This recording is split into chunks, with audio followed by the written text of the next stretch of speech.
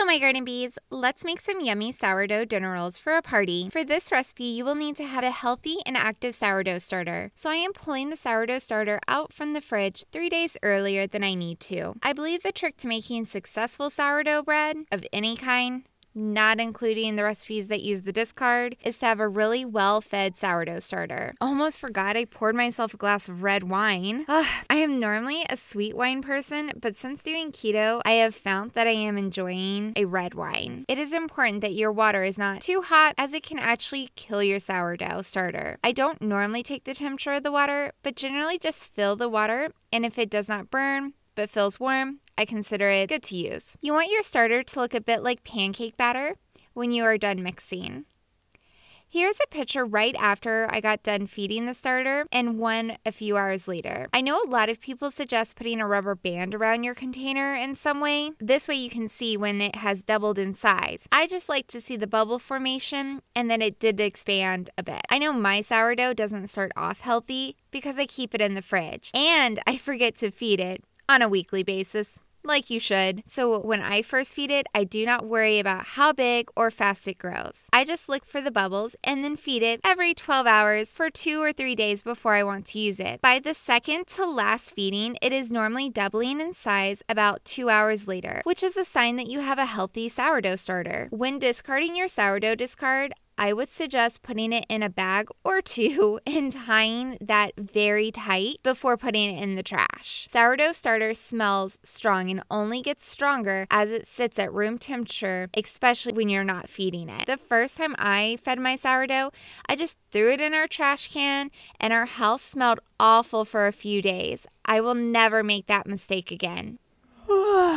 Here I am at 6 a.m. drinking my morning cup of water and trying to fumble around for the ingredients to make my sourdough dinner rolls. Sourdough is yummy, but generally requires you to start your mornings off making it. To start, you want to melt your butter and let it cool down, but not re-solidify. Y'all, I just got a tripod and I'm still figuring out how to best place it.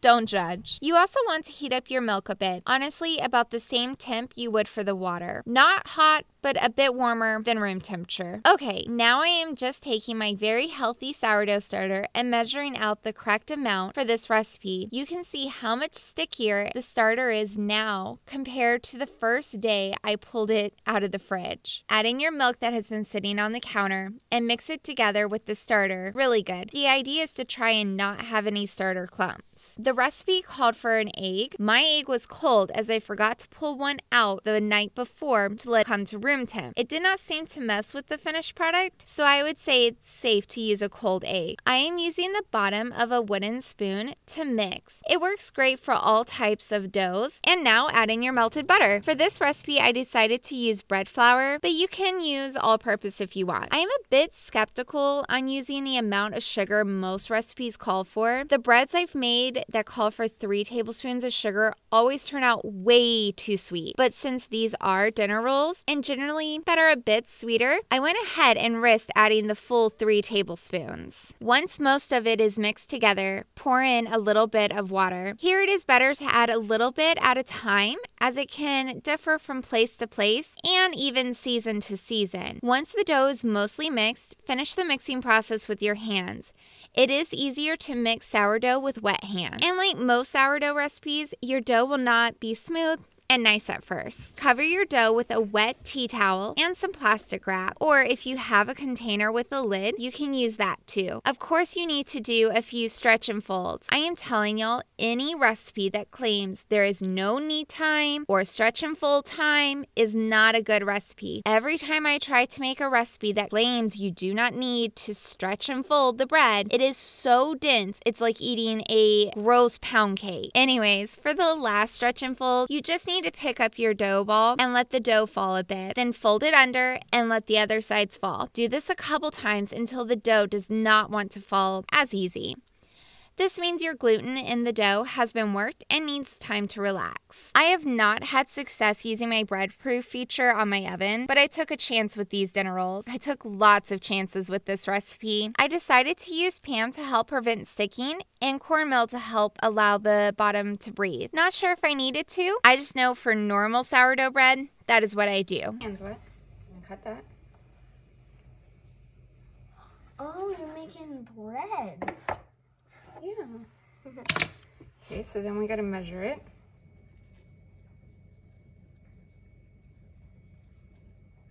So now what you're going to do is you're going to go like this. Oh. So see, I'm just carefully pulling just a little bit and folding the edges around. Yeah. I'm going to show you this one and then I'll let you do the next one, okay? Okay. So carefully fold it around like this. Yeah. See? Oh, so now it kind of forms like a nice ball. Yeah. And then all I'm going to do is I'm going to kind of spin it. Like, see, I've got my hand gripped like this. Yeah. Spin, spin, spin, spin it. Yep, spinning it between my fingers. Full chunk. There you go. There you go. Okay. Do it again over here. No? Okay. Grab all the way up under. There you go. There, all right? And then we need to do it right there. Oh, look at that. You did it. Can I do the swirling swirl? Yep. Loosen up your hand. See how it's stuck to you? Yeah. Look, like this. Oh. Do you see how I'm not even touching it? It's like hockey. Exactly. It's like you're trying to not get the dough out of your hand. Very good. It's going kind of slow. It's all right. No, that's good. You made a really good ball.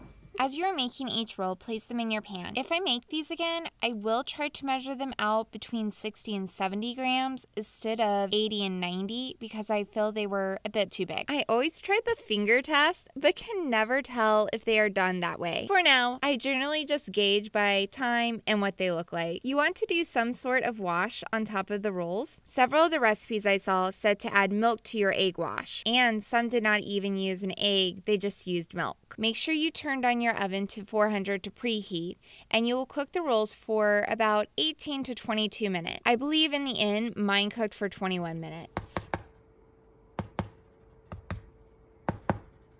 Did you hear that sound? I am so happy they turned out. And look how amazing they tear apart. I did not film it, but they were very delicious and not too sweet.